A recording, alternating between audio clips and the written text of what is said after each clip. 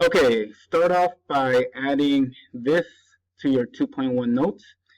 3 special limits that we find using the squeeze theorem. The squeeze theorem is not AP Calculus AB concept as far as proving it, but you do need to know these, at least the first two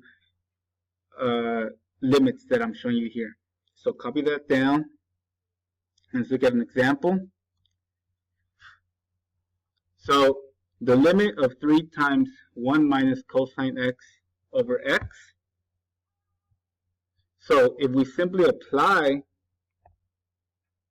some of the properties that you should already know, we know that this is the same as saying the limit as x approaches 0 of 3 times the limit as x approaches 0 of 1 minus cosine x over x.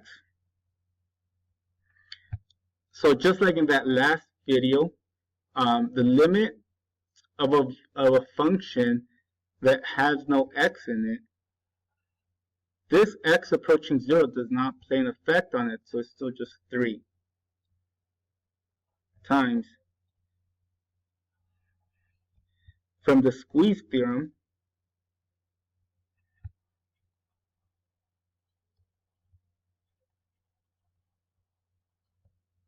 we now know that this one is actually 0. So our answer here is 3 times 0, which is 0. Okay?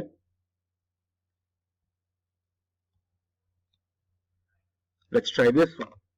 The limit of cosine theta tan theta over theta as theta approaches 0. So by now you guys should be able to apply these, your previous math skills.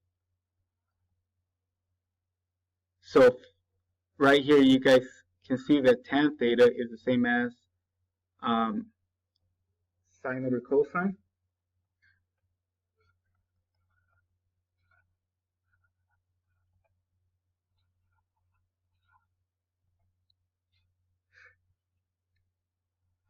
So sine theta over cosine theta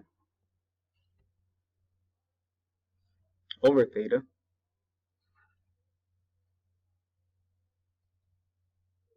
These are gone. Now what we have is the limit of sine theta over theta as theta approaches 0. And once again, the squeeze theorem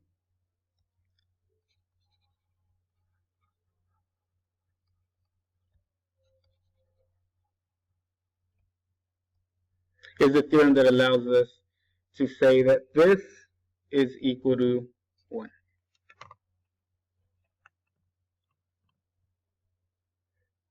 Okay? On page 66 of your textbook, problem number 33, you are going to explore graphically, confirm algebraically, just like we were doing it in the last video that I showed you. So hopefully this will show you how you're able to see by these examples how the squeeze theorem kind of applies. So let's go ahead and see what the graph looks like.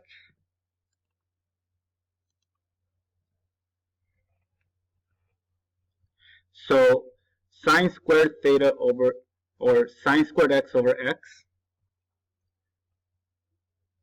So what we have to do is, whoops,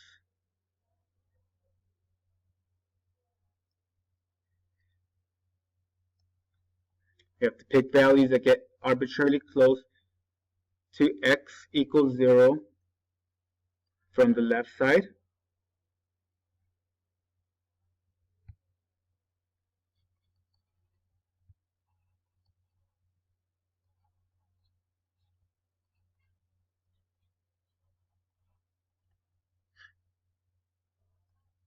So as we get real close, we see that we get close to the y outcome of 0. And we also have to check that with the values that we get close to, the output values that we get close to as we approach 0 from the positive side.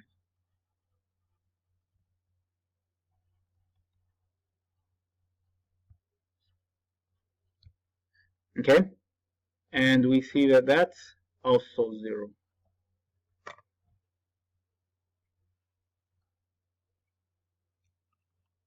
Okay.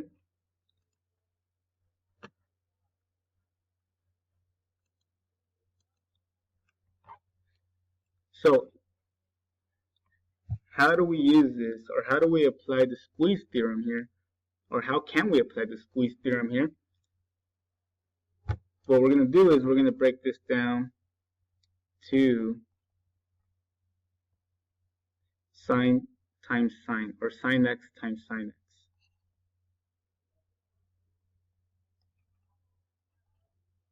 So the limit as x approaches 0 of sine x times sine x over x. Okay, so this is the same as the limit of sine x over x times just sine x. You can write sine x over 1, but we don't do that. You don't have to do that. Okay, so we see that this is as x approaches 0 of this function here. So applying some of the old properties that you've learned in the previous video, we know we can do this.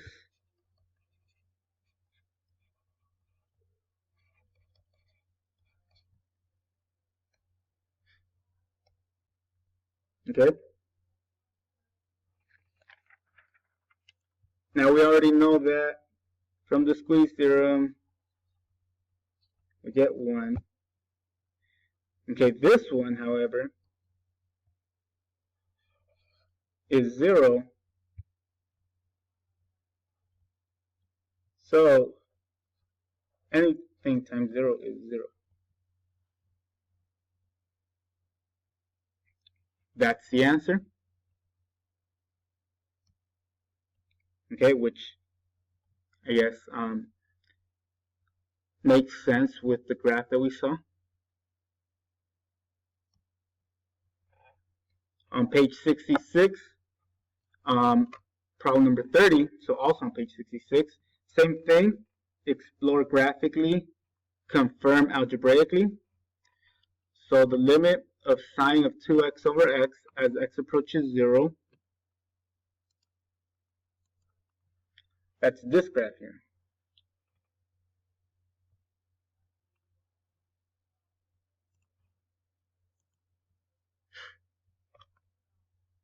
Okay,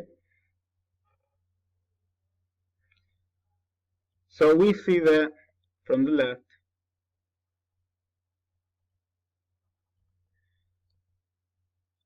and from the right,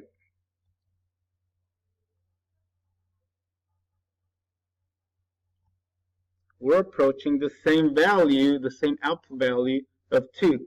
So this time I'm going to go ahead and just skip rewriting the limit as x approaches 0 from the left and the limit as x approaches 0 from the right.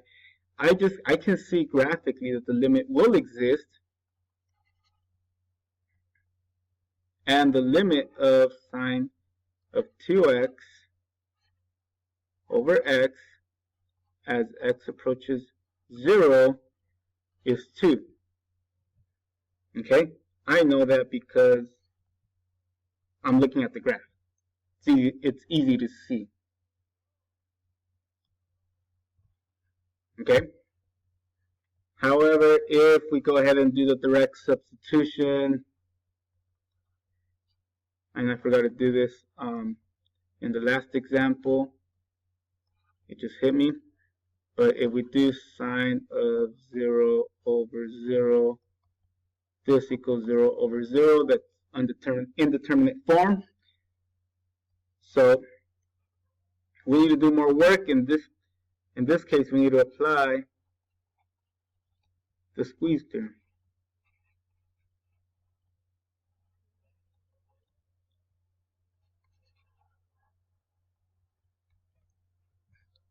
Okay, now it's kind of hard to see how we're going to apply the squeeze theorem here because we have sine of 2x. Sine of 2x is like this, it's a composite function. Okay, so what I'm going to do is I am going to multiply the top and the bottom by 2. So I'm just rewriting it. Rewrite it and multiply the top times 2 and the bottom by 2. So now what we have is the limit as x approaches 0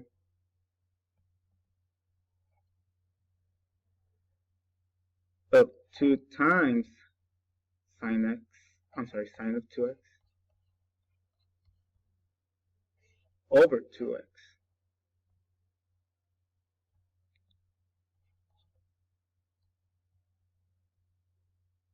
Okay,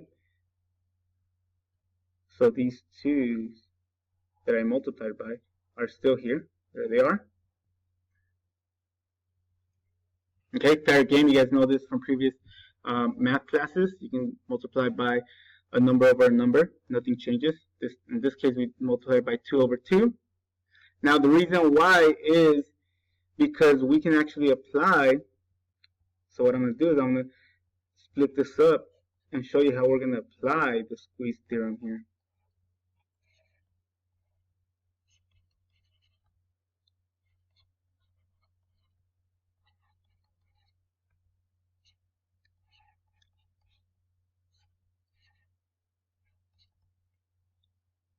Okay, and the way we're going to apply it here is, let's pretend, think of u equaling 2x. Okay, see how sine of 2x over 2x, if u equals 2x, that's sine of u over u, which looks like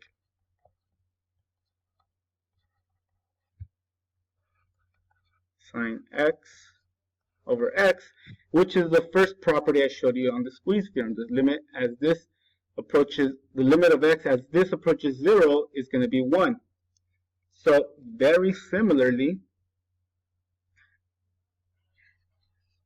so long as this looks like that, we get 1 here. And just like in that first example, the limit of 2 as x approaches 0, well, 2 doesn't have an x in it, so x approaching 0 plays no effect on this. This is just 2 times 1, and that's how we get 2.